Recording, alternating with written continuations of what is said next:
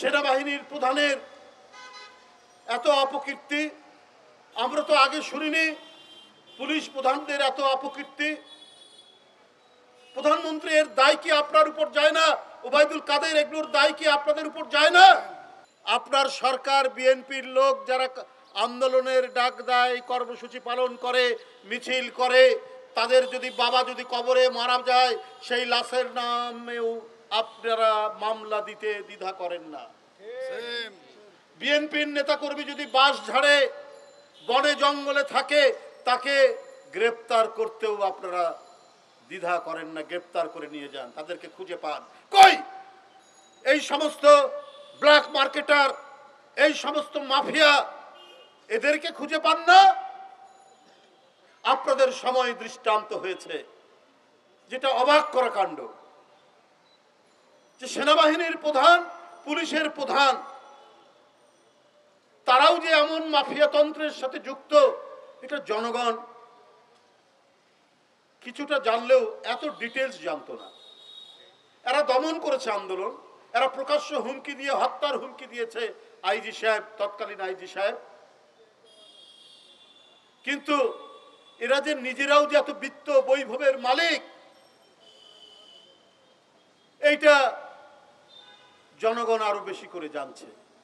আমরা আগে বলেছি যে কেন তাদেরকে এই সুযোগ দেওয়া হয়েছে, কারণ ওরাই তো বিএনপির মিছিল, বিএনপির কর্মসূচি, আন্দোলনকামী মানুষের যে কোনো ধরনের সমাবেশ তারা অত্যন্ত নির্দয়ভাবে, নির্মমভাবে সেগুলোকে দমন করেছে।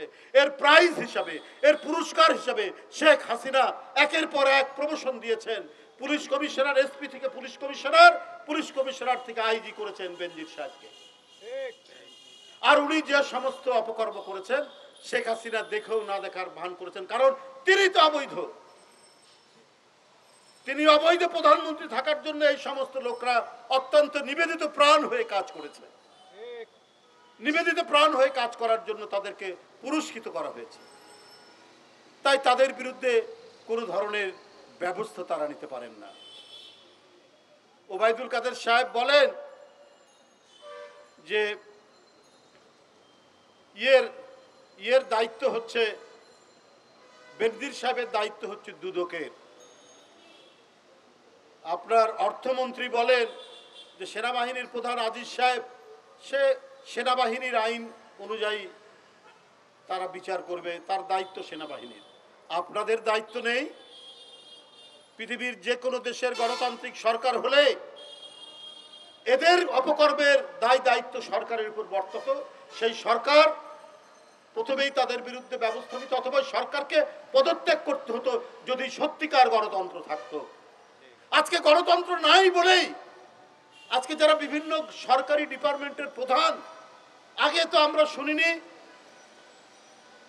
সেনাবাহিনীর প্রধানের এত অপকীর্তি, আমরা তো আগে শুনিনি পুলিশ প্রধানদের এত অপকীর্তি।